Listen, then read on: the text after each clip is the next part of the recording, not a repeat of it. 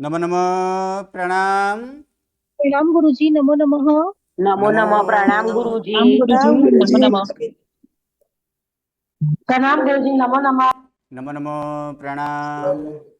नमो रिहंताणं, नमो सिद्धाणं, नमो आयर्याणं, नमो वज्रायाणं, नमो लोहे सब्बसाहूणं, यशो वञ्चनमुक्कारो सब्बपापप्रणाशनो, मङ्गलाणं च सव्येसिं परमं हवै मङ्गलम्।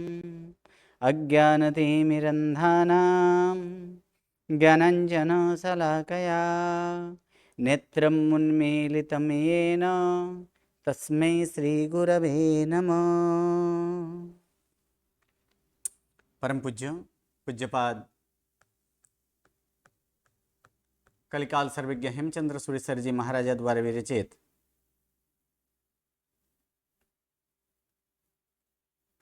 सिद्ध हेम शब्दानुशासन नामक व्याकरण ग्रंथ और इसी व्याकरण ग्रंथ से उद्धरित पंडित वर्य शिवलाल जी द्वारा रचित हेम संस्कृत प्रवेशिका प्रथमा, मध्यमा और उत्तमा ऐसे 3 विभागों से विभाजित हेम संस्कृत प्रवेशिका और इसी हेम संस्कृत प्रवेशिका प्रथमा और प्रथमा के द्वितीय प्रकरण अर्थात कारक प्रकरण और कारक प्रकरण में कर्ता, कर्म, संप्रदान, अपादान, संबंधक, अधिकरण ऐसे 7 विभक्ति का जो सम्मेलन अथवा समूह वही कारक प्रकरण है। और इस कारक प्रकरण में हम षष्ठी सप्तम विभक्ति अर्थात प्रथमा विभक्ति किसे होती है? तो प्रथमा विभक्ति कर्ता को, द्वितीय विभक्ति कर्म को, तृतीय विभक्ति करण को, चतुर्थी विभक्ति संप्रदान को, पंचमी विभक्ति अपादान को, षष्ठी विभक्ति संबंधक को, सप्तमी विभक्ति अधिकरण को। तो इस प्रकार यहाँ पर देख रहे हैं कि वाक्यानुवाद जो है कि वाक्यानुवाद यहाँ पर कर रहे हैं। अब वाक्यानुवाद में कुछ वाक्य यहाँ पर बाकी है। तो प्रथम वाक्य यहाँ पर कि तानी कमलानी मोहनस्य संति, तानी कमलानी मोहनस्य संति। तो क्रियापद यहाँ पर क्या है? क्या क्रियापद है? संति गुरुजी। संति यहाँ पर क्रियापद है। तो संति क्रियापद यहाँ पर देखेंगे कि संति क्रियापद अर्थात संति का मतलब है कितने? तो बहुवचन में। तो कर्ता क्या है इसमें? कर्ता क्या है इसमें? कमल, कमलानी। ये कर्ता के स्वरूप में कि कमलानी संति, कानी संति, कमलानी संति। क्या है? तो कमल है। कौन से कमल? तो तानी, यानी ये कमल का विशेषण है, यानी तानी कमलानी संति, यानी वे कमल हैं। तो वे कमल किसका है? तो यहाँ पर क्या बताएगा? मोहनस्य। तो संपूर्ण वाक्यानुवाद हम लोग क्या करेंगे कि वे कमल मोहन का है। दूसरा क्या है होगा ना गुरुजी? संति है तो बहुत सारे हैं ना। हाँ, बहुत सारे। वे कमले गुरुजी ऐसे भी बोल सकते हैं वे मोहन के कमल है, वे कमल के मोहन, ऐसे मोहन के कमल है, मोहन के कमल, कमल हैं, बहुवचन करना है। बहुवचन हाँ जी। जी। संति। बातें करने वाले म्यूट कर दीजिए। हाँ जी, बोलिए। आगे के बाकी है ना सेंटेंस, अस्मिन मार्गे चोरा गच्छन्ति, वो 3 बाकी है। कौन सा? अस्मिन मार्गे चोरा गच्छन्ति। ओके, यहाँ से बाकी है। ठीक है। अस्मिन मार्गे चोरा गच्छन्ति, इसमें अस्मिन का अर्थ अभी यहाँ पर छोड़ देना है। ठीक है। आगे के यहाँ से इतना करना है, मार्गे चोराः गच्छन्ति इतना कीजिए, अस्मिन का छोड़ दिए। गच्छन्ति का मतलब क्या होगा? जाता है नहीं, बहुत सारे हैं, क्या होगा? बहुवचन जाते जाते हैं। कौन जाते हैं? चोर चोर यानी बहुत सारे चोर है। चोराहा गच्छन्ति यानी चोर जाते हैं कहाँ? चोर मार्गे में यानी मार्ग में, चोरा यानी मार्ग में चोर जाते हैं। यहाँ पर अस्मिन यहाँ पर करते थे, लेकिन अस्मिन का प्रयोग अभी आया नहीं, इसलिए अस्मिन को यहाँ पर छोड़ दीजिए। इसलिए ये वाक्य क्या था कि इस मार्ग में बहुत सारे चोर जाते हैं ऐसे। लेकिन इसका ये अस्मिन का भी अर्थ नहीं करना है, सिर्फ इतना करना है कि मार्ग में चोर जाते हैं। उसी प्रकार यहाँ भी अस्मिन का अर्थ नहीं करना है। बने सर्पा संति, संधि विच्छेद।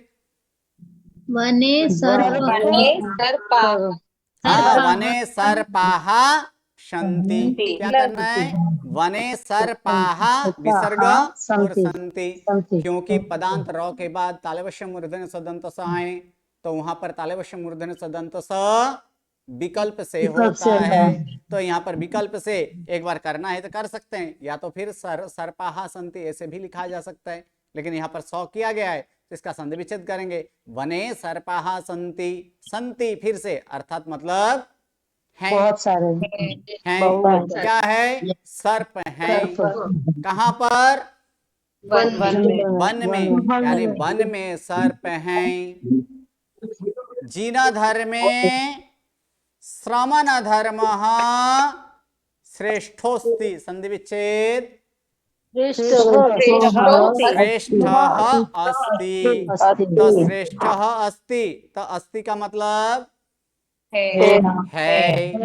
क्या है अथवा कैसे है? तो श्रेष्ठ अस्ति यानी श्रेष्ठ है। क्या श्रेष्ठ है अथवा कौन श्रेष्ठ है? श्रमण धर्म यानी साधु धर्म या तो श्रमण धर्म श्रेष्ठ है। कहाँ? जिन जिन धर्म में यानी जिनेश्वर की धर्म में अथवा जिन धर्म में श्रमण धर्म श्रेष्ठ है। ओके, आगे। तानी कमलानी मोहनस्य सन्ति, ये तो कर दिए। उसके बाद वाला पापस्य मूलम दुखम अस्ति, दुखम अस्ति इसका संधि विच्छेद। मूलम का म आएगा और दुखम अस्ति। हाँ, दुखम अस्ति, तो अस्ति यहाँ भी है, तो अस्ति का अर्थ क्या करेंगे? है। क्या है? या तो फिर क्या है? तो दुखम अस्ति यानी दुख है। क्या दुख है? तो मूलम, मूल का अर्थ यहाँ पर मूल अथवा कारण दोनों हो सकता है। मूल भी कर सकते हैं या तो फिर कारण भी किया जा सकता है। तो क्या है कि पाप का कारण या तो पाप का मूल कैसे है? दुख है, क्योंकि पाप से हमेशा क्या मिलता है? दुख ही मिलता है। पाप से कभी भी सुख नहीं मिलता है। पाप यानी अनीति, अमर्यादा, असावध्य कार्य, सावध्य कार्य, असावध्य नहीं, कैसे?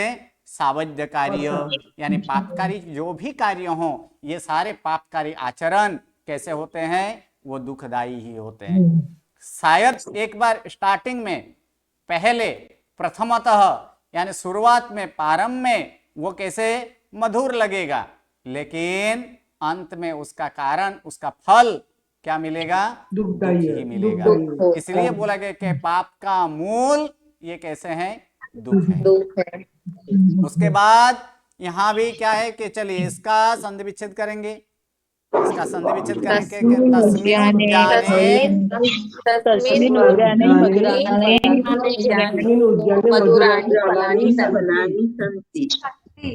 तस्मिन् उद्याने। हाँ, इसको थोड़ा सा और संधि जो है कि इसमें और एक संधि इसमें रह गया है। यहाँ पर क्या होगा? डबल ना हो जाएगा। क्या हो जाएगा? डबल ना।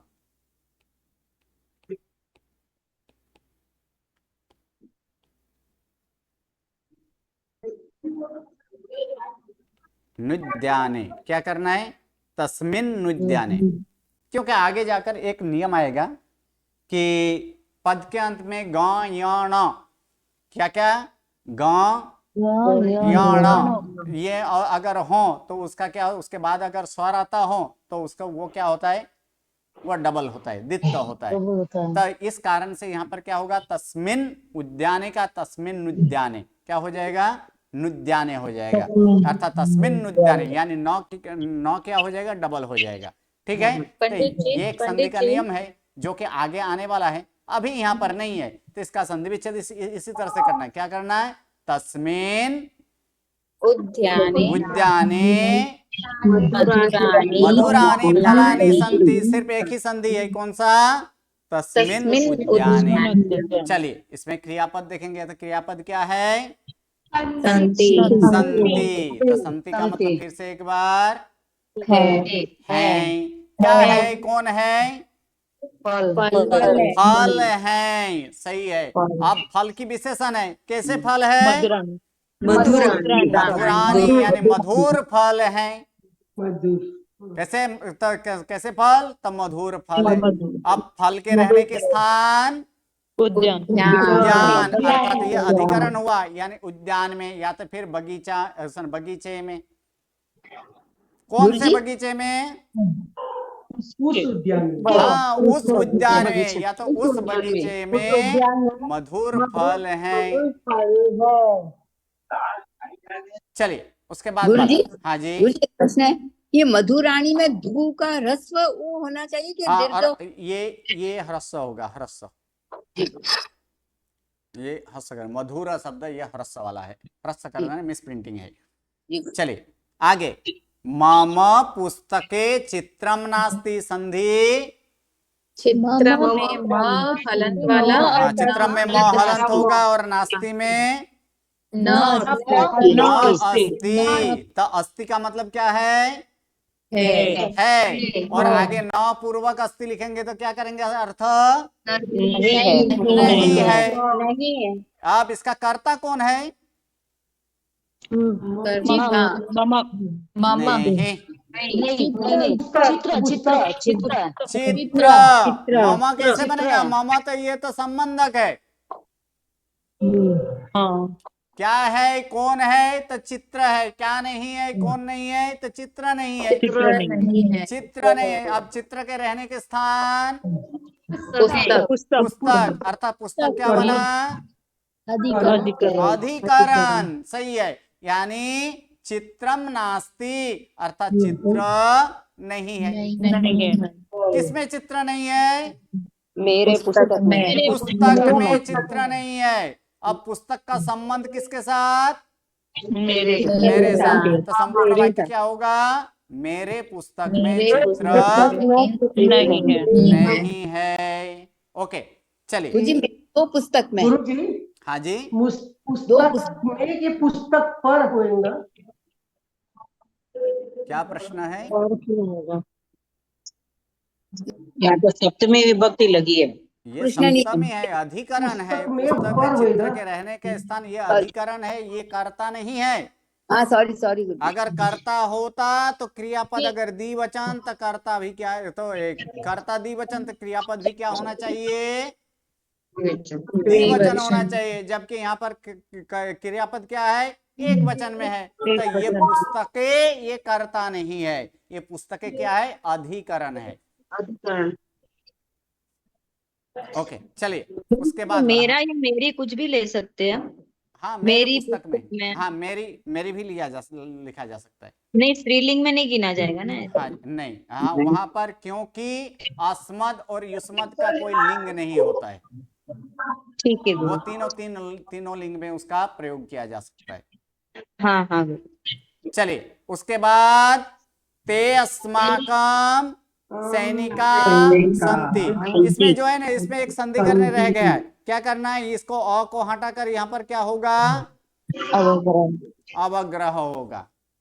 तो क्या होगा इसमें, ते स्माकम सैनिका संति। तो इसका संधि विच्छेद के साथ दिया गया है। क्या है, ते अस्माकम सैनिका संति। क्रियापद संति, संति का मतलब है। कौन है, हाँ सैनिका यानी सैनिकों है या तो सैनिक है। अब सैनिक का संबंध किसके साथ, हमारे अस्माकम यानी हमारे सैनिक है। कौन? तो ते ये ते किसका विशेषण है? तो ते सैनिकाः कि क्या, क्योंकि सैनिक विशेषण है इसलिए ये विशेष ऐसे प्रथमा बहुवचन, इसीलिए क्या हुआ? सह तो ते। तो इसलिए क्या कहते? ते सैनिकाः अस्माकं सन्ति यानी वे सैनिक किसके हैं? हमारे हैं। हमारे सैनिक हैं। ऐसे भी बोला जा सकता है वे हमारे सैनिक है, अथवा तो वे वे सैनिक हमारे। सैनिक हमारे हैं। हैं। चलिए उसके बाद गुरुजी वे तब, सब नहीं आएगा, हाँ जी, वे सब हमारे सैनिक है। वे सब बोलिए, कल ही एक समझाया था कि भीमा बोलने से क्या आ जाता है? किसका ग्रहण किया जाता है? भीमसेन ग्रहण किया जाता है कि नहीं? वे बोलिए, वे लोग बोलिए, वे सब बोलिए, सब एक ही है, क्योंकि वे का प्रयोग हमेशा बहुवचन में ही होता है, एक वचन में वह होता है, द्विवचन में अगर हो तो उसके लिए उसका प्रयोग किया जाएगा वे दोनों, वहां पर वे दोनों का प्रयोग किया जाएगा। लेकिन जब अकेले वे बोले, हम बोले, तुम बोले, यानी यहाँ पर तुम तो नहीं, तुम लोग जब बोला जाए तब वहां पर क्या होगा? वो किसमें समझना है? बहुवचन में ही समझना है। हाँ, उसके बाद वाला में तब पुस्तके चित्रमस्ति संधि विच्छेद तव पुस्तके चित्रम अस्ति प्रश्नार्थ में है, तो अस्ति का मतलब है। कर्ता कौन है इसमें? चित्र चित्रम, सही है, चित्रम ये करता है, यानी क्या है कि चित्र है किस में? चित्र के रहने के स्थान पुस्तक। तो पुस्तक क्या बनेगा? अधिकरण बनेगा, यानी पुस्तक में चित्र है। अब पुस्तक का संबंध किसके साथ? तुम्हारे साथ। यानी तुम्हारे साथ। तो फिर इसमें क्या बोलेंगे कि इसको, हाँ, तुम्हारे पुस्तक में चित्र है। चलिए उसके बाद वाला महेशोस्माकं वर्ग शिक्षक अस्ति संधि विच्छेद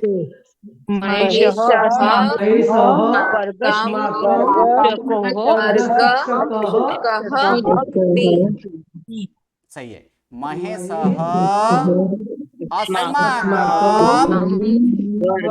वर्ग शिक्षकः अस्ति। तो यहाँ पर क्रियापद अस्ति, अस्ति का मतलब है। तो इसमें कर्ता कौन है? महेशः अस्ति। कौन है?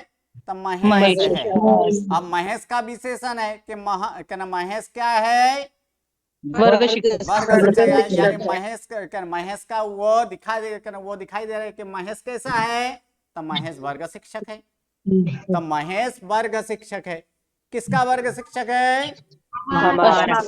हमारे, यानी महेश हमारे वर्ग शिक्षक है।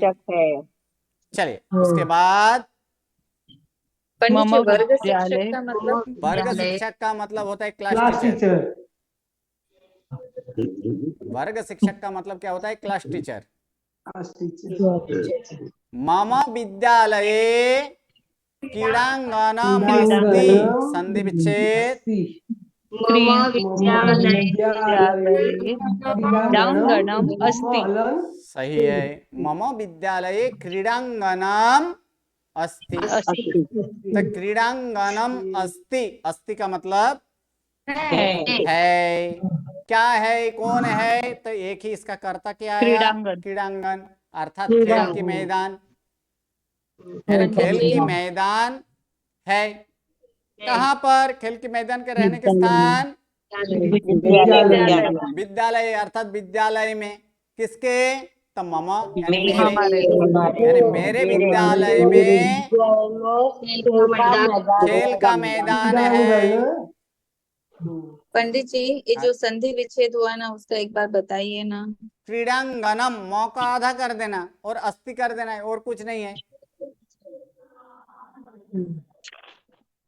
क्रीडांगन इतना तो लिखा ही है, और मौ को इसमें क्या कर देना है? आधा कर देना है। क्रीडांगनम मौ को आधा और उसके बाद अस्ति। जी जी हाँ। चलिए उसके बाद वाला अश्य नुपश्य जनाः जनाः चतुराः चतुरः सन्ति। तो इसकी संधि विच्छेद होगी, क्या होगी? अस्य नृपस्य जनाः चतुराः जनाः चतुरः चतुराः सन्ति। सन्ति। तो इसका क्या हुआ है कि पदांत र के बाद च या छ, ट या ठ, त या थ आने पर क्या होता है? तालव्य मूर्धन्य स दंत स नित्य होता है। विकल्प से नहीं, नित्य। यहाँ पर नित्य होता है क्योंकि च या छ, तो यहाँ पर च आया है, तो फिर क्या होगा? तालव्य होगा। इसलिए जनाः चतुराः। और चतुराः संति में है कि पदांत र के बाद तालव्य मूर्धन्य स दंत स आए, तो वहां पर तालव्य मूर्धन्य स दंत स विकल्प से होता है। तो यहाँ पर दिया गया है, तो ये स या तो नहीं देते तो फिर विसर्ग करता। तो फिर यहाँ पर क्या है? अश्य नुपश्य जनाः चतुराः सन्ति। तो इसमें क्रियापद सन्ति संति अर्थात हैं। कौन है? तो जनाः, यानी मनुष्य हैं। कैसे हैं मनुष्य? मनुष्य का विशेषण कैसे हैं? चतुराः, यानी चतुर हैं, यानी मनुष्य चतुर हैं। अब मनुष्य का संबंध किसके साथ? राजा के साथ। अर्थात यहाँ भी अश्य का यहाँ पर भी अर्थ नहीं लेना है। क्या करना है? नृपश्य जनाः चतुराः सन्ति, क्योंकि अश्य का अभी ये नहीं आया है। जब आएगा तब सिखाएंगे। यानी यहाँ से अश्य निकाल देना, सिर्फ अर्थ इतना है, इतने का ही करना है। कितना? नृपश्य जनाः चतुराः सन्ति, यानी राजा के मानस या तो मनुष्य कैसे हैं? चतुर हैं। ओके, चलिए। इस प्रकार यहाँ पर वाक्यानुवाद यहाँ पर पूर्ण होता है। अब 1 से 7 विभक्ति तक हम तो सीख गए। अब सारे के सारे एक बार म्यूट कर दीजिए। अब 7 विभक्ति तो सीख गए। इस 7 विभक्ति के उपरांत एक जिसे हम मान देने के लिए या तो सन्मुख बुलाने के लिए जिसका प्रयोग किया जाता है, तो ऐसे जो संबोधन है वो संबोधन को अब हम सीखेंगे। तो संबोधन किसी को बुलाने के लिए हे, अरे, जी, रे इत्यादि से उसे संबोधित करके उसे बुलाया जाता है। तो ये किसके अनुसार होता है?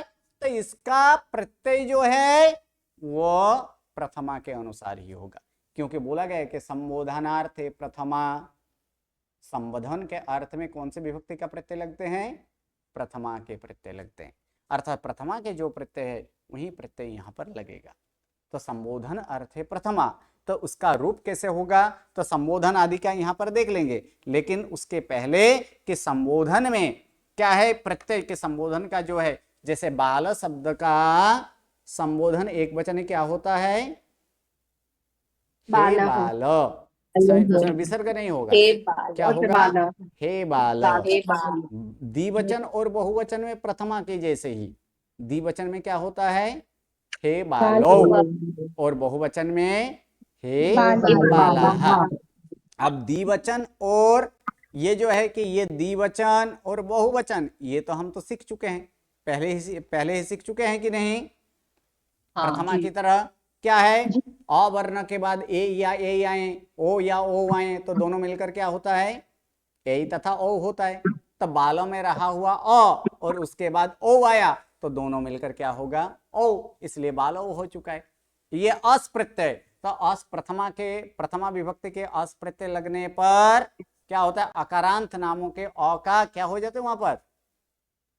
दीर्घ होता है। अ का क्या हो जाता है वहां पर? दीर्घ। यानी बाला प्लस अस, उसके बाद एक नियम लगाते थे, कौन से? समान स्वर के बाद स समान स्वर आए तो क्या होता है? दोनों मिलकर सदीर्घ होता है। इसलिए बालास हुआ और पद के अंत में स का क्या होता है? पदांत स का पद के अंत में स हो तो स का र होता है, और पद के अंत में रहे र के बाद विराम अथवा अघोष व्यंजन हो तो र का विसर्ग हो जाता है, इसीलिए वहां पर बालाहा। तो ये बालो और बालाहा ये तो हम प्रथमा में सीख चुके हैं। अब जो है कि हे बाल, तो उसमें तो प्रत्यय ही क्या है, क्या प्रत्यय लगाया गया है, जीरो। जीरो तो जीरो का मतलब क्या होता है, कुछ नहीं। तो बाल प्लस जीरो, तो रूप क्या होगा, बाल बाल। तो ये संबोधन में है। बाल। जैसे अकारांत पुल्लिंग नामों का संबंध इस प्रकार से। अब जो है कि नपुंसक लिंग में क्या है, तो नपुंसक लिंग में थोड़ा सा चेंजेस है, वो आगे जाकर हम लोग देखेंगे। तो सर्वप्रथम यहाँ पर क्या होता है, हे बाल, हे बालो, हे बाला, जिसके लिए यहाँ पर प्रत्यय क्या है, जीरो ओ अस। ये प्रथमा के अर्थ ही प्रत्यय होता है। लेकिन प्रथमा के प्रत्यय हम लोग क्या देखे थे, स ओ अस, ऐसे था ना।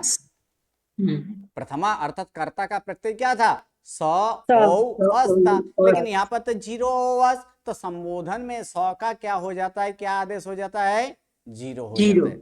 इसलिए यहाँ पर प्रत्यय क्या होगा, जीरो ओ अस। अब बालक के साथ जीरो जोड़ेंगे तो फिर क्या होगा, बाल, अर्थात वही है। कैसे बनाएंगे, तो धातु सिवाय के शब्द को नाम कहा जाता है। नाम क्या है, बाल। विभक्ति के प्रत्यय नाम को अनेक अर्थ में लगते हैं। तो बाल।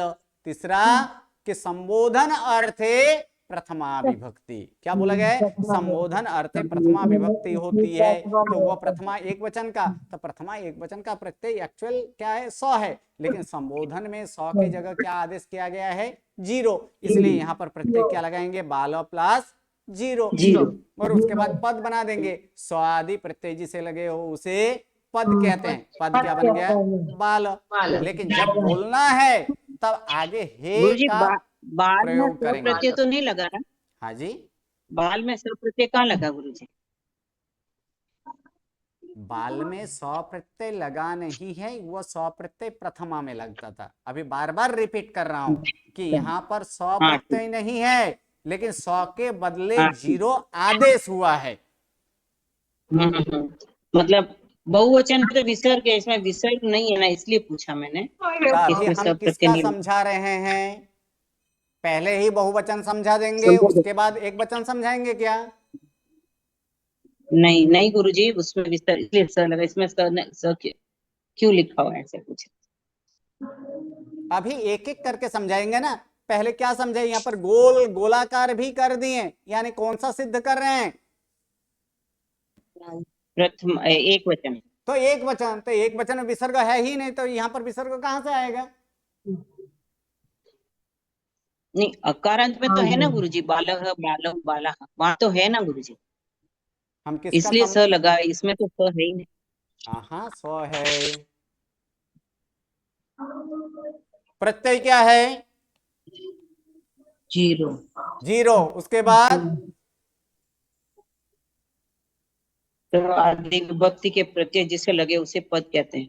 हाँ, इसमें आपका प्रश्न है। तो सौ आदि का मतलब क्या, ये तो एक नहीं, ये तो पूरा रामायण पूरा हो गया। और पूछा जा रहा है कि राम कौन है, ये संबोधन है ना गुरुजी, वो प्रथमा विभक्ति में तो विसर्ग है बाल के साथ, बालक के साथ, इसमें नहीं है विसर्ग, इसलिए मैंने। आप पहले से सुने कितने बार मैंने बोला है कि ये एक्चुअल मैं बार बार रिपीट कर रहा था कि प्रथमा विभक्ति का एक वचन का प्रत्यय सौ है, लेकिन हर एक जगह मूल प्रत्यय नहीं लगाया जाता है, किसी जगह उसका, किसी जगह पे उसका आदेश वाला भी लगाया जाता है। तो यहाँ पर सौ का आदेश क्या हुआ है, जीरो हुआ है। ठीक है। जैसे कि द्वितीय मूल प्रत्यय क्या, स ओवस, अम ओवस, लेकिन द्वितीय एक वचन में क्या हम अम प्रत्यय लगाते थे, नहीं, वहां पर क्या प्रत्यय लगाया गया था, म प्रत्यय ही लगाया गया था। तो वहां तो म तो है नहीं, म क्यों लगाए, तो म का आदेश हुआ है। आभ्याम भी तृतीय एक वचन में क्या था, आ था, लेकिन वहां तो आ तो नहीं लगाए थे, वहां क्या लगाए थे, ईन।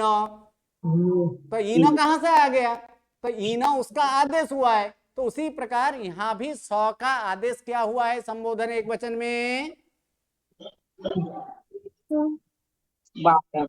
नहीं लगा, जीरो। जीरो। हाँ, ये 5 बार बोलिए तब आपको याद रहेगा। सौ का क्या आदेश हुआ है, जीरो। समझ में आया जीरो। गुरुजी, पूछने का प्रश्न कैसे अब पूछा, प्रश्न ये है आपका कि सौ आदि क्यों लिखा है, तो सौ आदि से सौ से लेकर सू तक, कहां तक? सौ से लेकर सू तक, यानी प्रथमा से लेकर सप्तमी विभक्ति के सारे प्रत्यय क्या कहलाएगा? सौ आदि कहलाएगा। हाँ वो आ गया। अब यहां पर सौ नहीं है, लेकिन सौ के बदले जीरो आदेश किया गया है, तो ये भी सौ आदि प्रत्यय कहलाएगा कि नहीं? ठीक ठीक, बस गुरु जी समझ में आ गया, नहीं तो मैंने यही सोचा था। क्लियर? क्लियर क्लियर गुरु जी। ओके, चलिए, धन्यवाद। इस विश्राम करिए। प्रकार संबोधन एक वचन में क्या होता है? रूप। बाल शब्द का आगे क्या बोलना है? जब संबोधन, जब रूप बोलेंगे तब आगे हे का प्रयोग करना है। क्या बोलेंगे? हे बाल। उसी प्रकार आचार्य शब्द हो तो संबोधन एक वचन में क्या होगा? हे आचार्य। हे आचार्य। पुत्र शब्द हो तो संबोधन एक वचने हे हे पुत्र। पुत्र। नृप शब्द हो तो संबोधन एक वचने हे नृप। चौर शब्द हो तो संबोधन एक वचने हे चौर। हे चौर। किंकर शब्द हो तो संबोधन एक वचने हे किंकर। उसी प्रकार धर्म शब्द हो तो संबोधन एक वचने हे धर्म। तो ये क्या करना है? ये संबोधन एक वचन है। द्विवचन और बहुवचन उसी प्रकार से हैं जिस प्रकार प्रथमा में है, अर्थात कर्ता में जिस प्रकार है। तो कर्ता द्विवचन क्या होता है बाल शब्द का? बालो। बालो। और बहुवचन में बाल शब्द का बाला। बाला। तो उसी प्रकार सिर्फ एक हे का प्रयोग यहाँ पर करना है, अर्थात बाल शब्द का संबोधन द्विवचन में क्या बोलेंगे? हे बालो। हे बालो। और बहुवचन में हे बाला। हे बाला। उसी प्रकार जीना शब्द है, जीना शब्द का संबोधन द्विवचन है हे जीनो। और बहुवचन है हे जीना।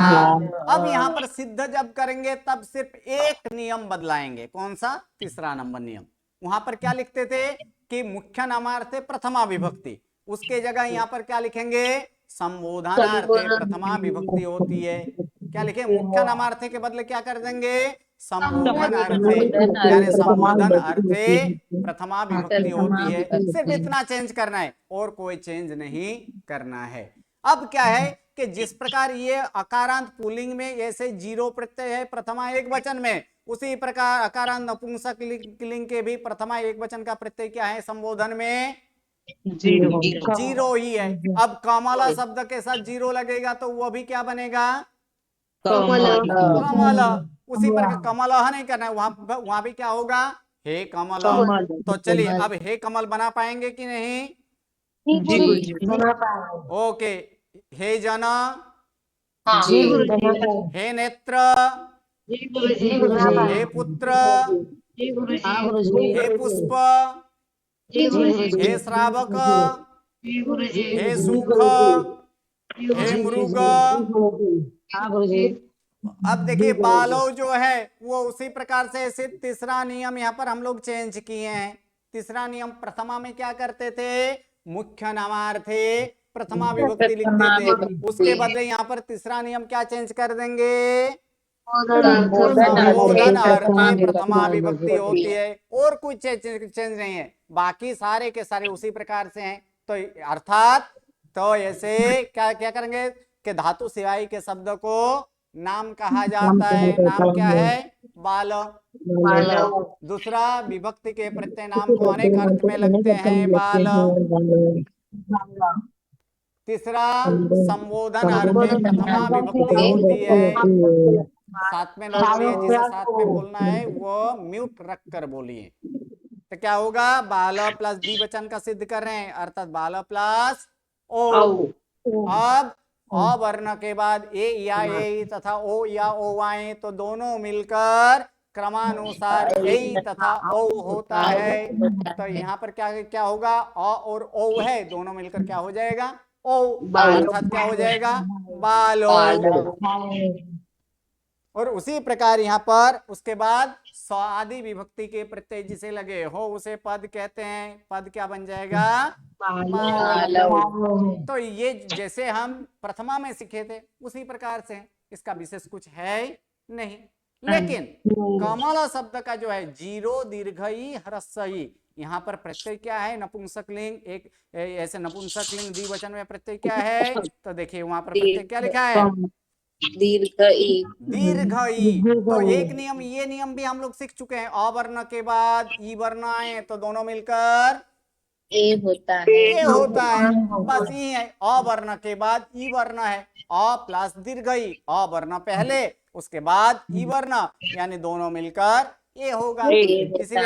इसलिए कमल प्लस ई क्या हो जाएगा? दीर्घई लगाएंगे तो कमले, कमले। और कुछ नहीं। तो ये अब नपुंसक लिंग के लिए अगर बनाए तो धातु सिवाय के शब्दों को नाम कहा जाता है। ये नपुंसक लिंग का है। हाँ, कमल। दूसरा, विभक्ति के प्रत्यय नाम को अनेक अर्थ में लगते हैं। कमल। अब यहाँ पर क्या है कि संबोधन अर्थ है, प्रथमा विभक्ति होती है, लेकिन ये नाम कैसे है? कमल। तो ये प्रथमा विभक्ति के अर्थ किसका लगाएंगे? तो इसका प्रत्यय दीर्घई है द्विवचन में, इसलिए क्या लगाएं? दीर्घई। औ प्रत्यय नहीं है। औ प्रत्यय किसका है? अकारांत पुल्लिंग नामों के लिए, जबकि अकारांत नपुंसक लिंग नामों के लिए क्या प्रत्यय है? दीर्घई। इसलिए क्या लिखेंगे यहाँ पर? कमल प्लस दीर्घई। उसके बाद वही नियम, अ वर्ण के बाद ई वर्ण, उ वर्ण, रु वर्ण और रू वर्ण आए तो क्रमशः ये दोनों मिलकर क्या होता है? ए, ओ और तथा अल होता है। तो इसमें अ और ई दोनों मिलकर क्या हो गया? ए। और फिर स्वादि विभक्ति के प्रत्यय जिसे लगे हो उसे पद कहते हैं। क्या यहाँ पर क्या होगा? पद कमले। उसी प्रकार नेत्र शब्द हो तो नेत्र शब्द का संबोधन द्विवचन है हे नेत्रे। क्या होगा? हे नेत्रे। नयन शब्द हो तो संबोधन द्विवचन है हे नयने। उसी प्रकार मुख शब्द हो, मुख शब्द का संबोधन द्विवचन है हे मुखे। उसी प्रकार मान लीजिए फल शब्द हो तो फल शब्द का संबोधन द्विवचन है हे फले। तो उसी प्रकार यहाँ पर हम सिद्ध कर पाएंगे हे श्रमणो। इसमें ये क्या है? अकारांत पुल्लिंग शब्द है।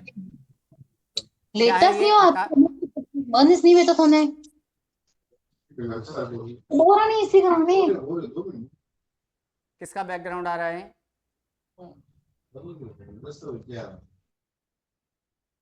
तो यहाँ पर ये कि श्रमणो जो लिखा है ये अकारांत पुल्लिंग नामों के लिए है, इसलिए श्रमणो सिद्ध कर पाएंगे। जी गुरुजी। ओके। लोचने तो लोचने, लोचन शब्द कैसे है?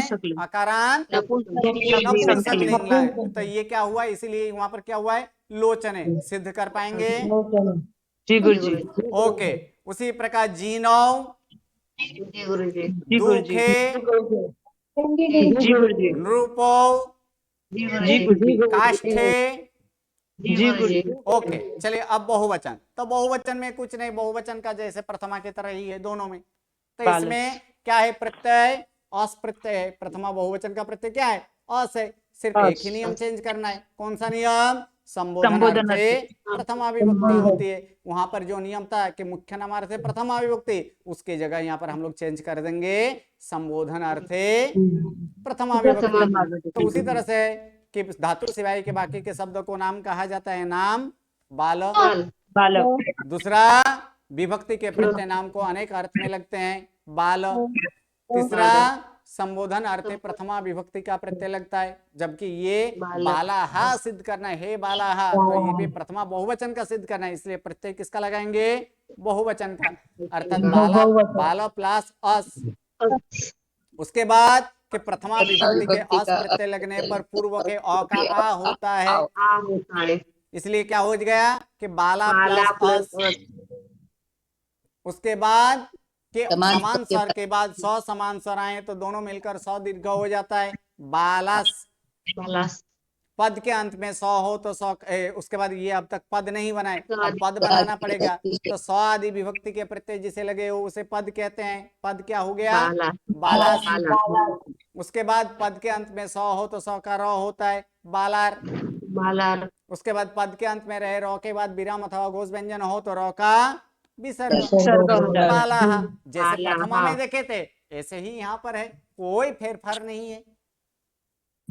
और अब ये नपुंसकलिंग में, तो नपुंसकलिंग का प्रत्यय क्या है वहां पर? ह्रस्वई। क्या प्रत्यय है वहां पर? ह्रस्वई। तो यहाँ पर कमलानी, तो कमलानी कैसे होता है तो वो देख लेते हैं कि धातु सिवाय के शब्द को नाम कहा जाता है कमल। दूसरा विभक्ति के प्रत्यय नाम को अनेक अर्थ में लगते हैं कमल।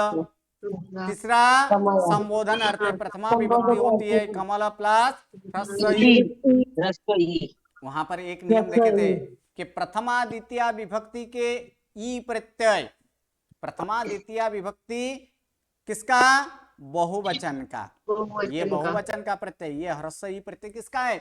बहुवचन का है। द्विवचन का प्रत्यय दीर्घ ई है। जो हम इतना याद रखेंगे कि प्रथमा द्वितीय के प्रत्यय ई, तो उस समय कंफ्यूज होगा कि कौन सा ई। इसलिए जब दोनों ई है तो दोनों ई का उच्चारण उसी प्रकार से करना है। ये ह्रस्व ई, जबकि द्विवचन में क्या था? दीर्घ ई। तो ये क्या बोलना है इसे? ह्रस्व ई प्रत्यय लगने पर जब ये जब हम स्मरण करेंगे, कंठस्थ करेंगे, तो इसके आगे ये किस प्रकार का ई है उसका भी उच्चारण करना है। क्या बोलना है? ह्रस्व ई प्रत्यय लगने पर। यानी प्रथमा द्वितीय बहुवचन के ह्रस्व ई प्रत्यय लगने पर स्वरांत नपुंसक लिंग नामों के बाद क्या जोड़ा जाता है? तो न जोड़ा जाता है, न जोड़ा जाता है। और न जोड़ने से क्या होता है? तो न के पूर्व का स्वर दीर्घ होता है। यानी न के पहले जो स्वर हो उसका क्या हो जाता है? दीर्घ हो जाता है। तो उसी प्रकार ये स्वरांत नपुंसक लिंग नाम है कमल है। और ई प्रत्यय क्या? ये प्रथमा द्वितीय बहुवचन का ह्रस्व ई प्रत्यय है। तो ये सारे के सारे नियम अभी मिल रहा है। तो फिर क्या होगा? तो ई के पहले न जुड़ा जाएगा, ई के पहले न जुड़ा जाएगा। और न जैसे जुड़ा जाए तो न के पूर्व में जो स्वर है, न के पूर्व में कौन सा स्वर आएगा? अ आएगा। अकारांत नाम अभी कर रहे हैं तो अ आएगा। तो अ का दीर्घ क्या होता है? इसलिए क्या हो जाएगा? कमला प्लस न प्लस ई। और उसके बाद पद बना देंगे कि सौ आदि विभक्ति के प्रत्यय जिसे लगे हो उसे पद कहते हैं। तो पद क्या बन गया? कमलानी। अब जब नौ का अण करने वाला आएगा तब वहां पर एक छठा नियम भी लगेगा। जैसे कि नेत्राणी, वहां पर नौ का क्या कर दिए? अण। यहाँ तक सही है, यहाँ तक ऐसे ही करना है, नेत्राणी। उसके बाद क्या है? नौ का अण करना है। कौन सा नियम लगेगा वहां पर? छठा नियम। एक ही पद में रस रुवर्ण और न के बीच में ल च वर्ग ट वर्ग त वर्ग तालवश और दंत सिवाय के कोई भी अक्षर हो तो न का अण होता है। इस नियम से न का यहाँ पर क्या कर देंगे? अण। यानी जब अण वाला आएगा तब कितना नियम लगेगा? 6। जब अण वाला नहीं आएगा तब कितना नियम लगेगा? 9 वाला हो तो 5। ठीक है। चलिए उसी प्रकार से यहाँ पर आचार्य सिद्ध हो जाएगा। ओके। अन्नानी सिद्ध हो जाएगा। भिक्षुकाः सिद्ध कर पाएंगे? ओके। उसके बाद युद्धानी सिद्ध हो जाएगा। योद्धाः सिद्ध हो जाएगा। उसके बाद संस्कृतानी सिद्ध हो जाएगा। तो इस प्रकार यहाँ पर जो देखे ऐसे ही कुछ यहाँ पर नहीं, अण वाला का भी कुछ उदाहरण ले लेना। जैसे पुष्पाणी, फिर उदराणी, उसी प्रकार नेत्राणी, ऐसे भी कुछ उदाहरण से खुद से भी ऐसे सिद्ध कर लेना। ठीक है। आगे जो है यहाँ पर वाक्यानुवाद है, लेकिन वाक्यानुवाद बाद में करेंगे। उसके पहले और एक पाठ देख लेंगे। किसका पाठ? कि च अव्यय और वा अव्यय का पाठ। क्योंकि वाक्य में बहुत सारे हैं कि जहां पर और, अथवा, तो इसीलिए ये वाक्यानुवाद जो है, ये वाक्यानुवाद बाद में करेंगे, पहले ये 17वां पाठ पहले करेंगे। क्या च और वा अव्यय का प्रयोग कहां पर होता है वो पहले देखेंगे, उसके बाद वाक्यानुवाद करेंगे, और उसके बाद 7 विभक्ति वाला वाक्य और श्लोक जो आता है उसको बाद में देखेंगे। ठीक है, चलिए आज यहाँ तक रखते हैं। नमो नमः, प्रणाम धन्यवाद। प्रणाम। गुरुजी हाँ जी, एक प्रश्न वो है। गुरुजी मैं उद्यान में जा रही हूँ, तो कोई नेक्स्ट क्लास का कोई पीटीटी हो तो वो भेज दीजिए ना, मैं जेरोक्स करके लेके जाऊंगी। नेक्स्ट क्लास का पीडीएफ, मतलब वही प्रैक्टिस बुक के लिए। प्रैक्टिस बुक, ओके, भेज देंगे। धन्यवाद गुरुजी। ओके, पंडित जी, हाँ जी, एक प्रश्न है, लेकिन पूछने पे डर भी लग रहा है, लेकिन क्लियर नहीं हुआ कोई है। डरने की कोई बात नहीं है, आप ये बोलिए। जो कमलानी का सिद्ध किया ना, उसमें जो आपने चौथा नियम बताया, प्रथमा द्वितीय बहुवचन का ई प्रत्यय, तो ये तो ई प्रत्यय तो अभी हम कमलानी सिद्ध करें, इसमें बहुवचन का ही है, सही है, तो फिर ये प्रथमा द्वितीय क्यों लिखा है? क्योंकि नपुंसकलिंग में प्रथमा द्वितीय विभक्ति, क्योंकि नपुंसकलिंग में जो प्रथमा विभक्ति है वही द्वितीय विभक्ति है कि नहीं, दोनों विभक्ति का एक समान है ना, इसीलिए वहां पर लिखा गया है प्रथमा द्वितीय विभक्ति के ह्रस्व ई प्रत्यय। क्योंकि ह्रस्व ई प्रत्यय और एक जगह पे आता है, कहां पर आता है? सप्तमी एक वचन में, अधिकरण में। हाँ, अधिकरण एक वचन में है ना, तो कोई यहाँ पर सिर्फ ई प्रत्यय, प्रथमा द्वितीय का ई प्रत्यय अगर नहीं लिखे, मात्र ई प्रत्यय लिख दें, तो फिर वहां पर प्रश्न होगा कि किसका ई ले, प्रथमा विभक्ति का ई ले, द्वितीय विभक्ति का ई ले, कि सप्तम विभक्ति का ई ले। तो इसी को दूर करने के लिए स्पष्ट रूप में दिया गया कि सप्तमी का ई नहीं लेना है, किसका लेना है? प्रथमा द्वितीय का लेना है। और साथ में उसके बाद भी एक यहाँ पर बोला गया है कि इसका बहुवचन का जिसका हो उसी का लेना है, एक वचन वाला नहीं लेना है, नहीं लेना है। जी जी, खूब ओके, गुरुजी हाँ जी, पेज नंबर 111 111 पे थर्ड लाइन में थर्ड सेंटेंस, तस्मिन् उद्याने मधुराणी फलानी सन्ति, तो ये मधुराणी रहेगा कि मधुरानी होएगा? आना होगा, अण होएगा। हाँ जी, अच्छा, क्योंकि अण ये इसमें मुझे थोड़ा सा कंफ्यूज होता है, अण कहाँ पे होता है, न कहाँ पे होता है। नियम, उस नियम को 5 बार पहले देख कर आइएगा, फिर कल प्रश्न पूछ लेना। वो नियम जो बोल रहे हैं ना, एक ही पद में र स रु वर्ण न के और न के बीच में ल च वर्ग ट वर्ग त वर्ग तालव्य स्वर दंत स अगर न हो, इसके सिवाय के कोई भी अक्षर हो तो न का अणा होता है। ये नियम क्या बोल रहा है वो आप खुद से 5 बार अभ्यास कर लेना, और उसके बाद अगर भी फिर भी नहीं समझ में आया तो फिर मैं कल समझाऊंगा। ठीक है गुरुजी। प्रणाम गुरुजी। हाँ जी, प्रणाम प्रणाम। हाँ जी, किसका प्रश्न है? ओके, चले, नमो नमः, प्रणाम।